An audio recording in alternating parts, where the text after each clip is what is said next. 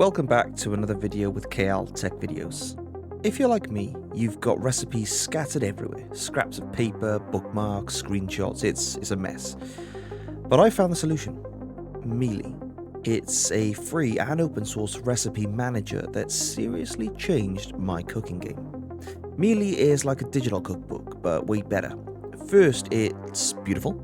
Look how organized everything is. You can browse by categories, search for keywords, even filter by dietary needs or the ingredients you have on hand, which is pretty cool. Importing recipes is also a breeze. Mealie can grab the recipe right from the website, even filling in the details automatically. And if you've got a family favourite scribbled on an old card, you can actually just type it in yourself. Mealie handles everything. One of my favourite features is meal planning. No more staring blankly into the fridge. I can just drag and drop recipes into the calendar and Mealie even generates a shopping list for me. It's pretty much a lifesaver.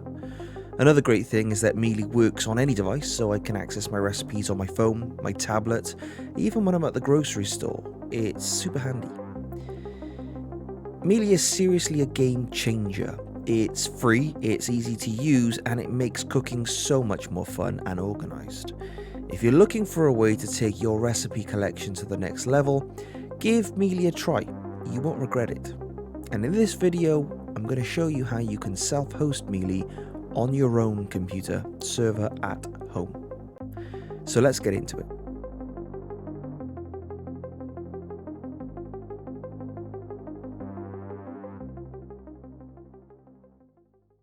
Okay, so this is the Mealie GitHub page. It's already got 5.5 thousand stars. It's been going for quite a while. I've used it in the past on some older versions, but it's certainly looking more refined today. It's got a really active update cycle. The development into this has been going on for quite some time, like I say. And there's been an update as of last week as well, version 1.8.0. So effectively, this is where we're going to go for it. We're going to hit the Explore Docs page. Going to open that, going to hit getting started, and you get the option basically of installing SQLite version or the Postgres. SQLite is probably, it is as straightforward as the Postgres SQL. Really, it's not that much of a difference. The reason why we're going to use the Postgres SQL is simply because you get a few more features such as the fuzzy search and things like that, which will all make sense later on. So effectively, we're just going to copy the Docker Compose off this site as is. Now, I use Dockge to manage my Compose stacks and things like that. If you're not using this, you don't need to. You can just run this Docker Compose up as you normally would after you edit the details. But I do have a video in the description below on Dockge and how to install that, which is very straightforward as well. Feel free to go and watch that and come straight back over here. It doesn't take that much time. While we're in Dockge, I'm just going to hit the Compose button. I'm going to select all in the default Compose and then paste in our Compose file. And essentially, you can literally just spin this up right now. This will work straight out of the box. But we're going to go and change a few little things. So this is our Compose file. And we're just going to run down some changes that you can make optionally. You could literally deploy this right now and everything would work. But we're going to just make a few amendments which are unique to us. So the port number, I'm happy to run this on 9925. I don't have anything else running on that port. If you do, you would change that to something that had nothing running on it. The one port, as always, we don't change is the one on the right-hand side, which is going into the container itself. Now, for whatever reason, Mealie has decided to implement some resource restrictions. You don't always see this with programs, but usually if they are there, you should keep with what they've suggested unless you know exactly what you're doing. This can help with things like memory leaks and things like that, especially in actively developed applications. So we're going to leave that as is. Now, I already have a folder on my Windows operating system where I'm going to bind mount this Compose file in this project to, which is literally in my documents, Docker desktop data Mealie. And then I've put a data folder in there as well, just to map it out right. You don't have to do that. You can leave that as is if you want to and use the volume that it will create on here for you. The next section we've got here is allow signup. So all this basically means is this sounds exactly as what you would expect it to be, which is, do you want people to be able to access the signup screen on your instance if you expose this to the internet? Do you want people to become members without inviting them? I'm going to say yes, because I have a few friends and family that might want to jump on here. But anyone else that wants to get in here, they can't delete recipes that they haven't created, but they can certainly contribute to it. We're going to leave the user groups 1000. We are going to change the time zone to whatever you are. Mine is going to be classified as Europe, London, even though I'm in Wales. The base URL, we are going to put this on a reverse proxy later on, but for demonstration purposes, I'm just going to put this as a HTTP 192.168.159.9925. I'm not too sure if I need to put the port in there or not. Possibly. Maybe. Not 100%. We'll find out.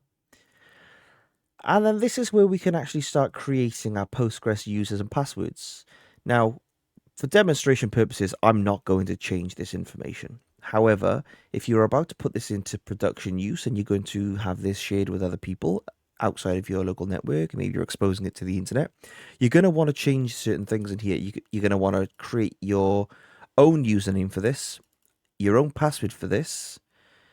You can leave the Postgres server as Postgres and the ports and the database. And then obviously make sure you mirror down here the two things you changed up here, the user and password. Once you've done that, we'll move on to the next part here. And this is going to create a volume for the Postgres data volume.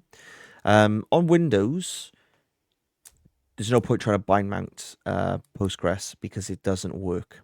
Or I haven't found a solution for that. If anyone has, then feel free to pop that in the description below for me, or rather the comments below for me, because I've not managed to figure out a way of getting Postgres to just bind mount directly to a folder on my Windows system. So we're going to leave that as a volume. So bearing in mind we've bind mounted the above, so we're going to remove that. We're only having Mealie PG data there. And effectively we're good to go. So we could also give the stack a nice name. And then we're going to deploy. Now, it worked very fast for me because I already had the files pulled and downloaded. If you didn't, you'd just see it spinning across there and getting ready to set up. And as you can see, it's just spinning up the container, populating the database, and basically just getting ready for us. Effectively, we should be pretty ready to go. This should turn into started or healthy any second now. And we should now be able to just click on the port number here or go to the IP address of the machine and the port. And there we go. We've got Mealie up and running and installed. The default password, as you can see, is labeled at the top for us nicely. So we'll just copy and paste these two and then log in, and that'll get us into the startup wizard. And all we've got to do at this point is just follow some very self-explanatory installation steps. So we'll create ourselves a nice username. In fact, I might just create one in my Vault Warden here. We are going to want public access to this by default. You might not want to. This is literally just to allow visitors to your website to view recipes without having to log in. And the seed data is, as it says, Mealie ships with a collection of foods, units, and labels that can be used to populate your group with helpful data for organizing your recipes. Once you're happy with everything, just click submit. And that gets us in. Now at this point, we can just go straight to creating recipes, whatnot, whatever, but we're going to go to home first. And this is what the basic Mealie install looks like out of the box. Everything is set up and nice and ready to go. And just to give you some context here, how easy and simple it is to import a recipe. Let's just say you're browsing, I don't know, BBC Food or something, and you come across something like this tomato and mozzarella gnocchi bake, and you think, do you know what? That looks really nice. I think I'm doing that one day, but wouldn't it be nice if we could just put this into our Mealie? Well, yes, you can. If we go to the top of the webpage here and just click copy and just copy the URL, and then go back to our Mealie instance, if we hover over create here and then import, you'll see that it's already focused on the recipe URL. If we paste that URL in, which is just another name for domain, and we click create, this will pull everything, including pictures, ingredients, and instructions from the website. And honestly, 9 out of 10 times, this works flawlessly, perfectly.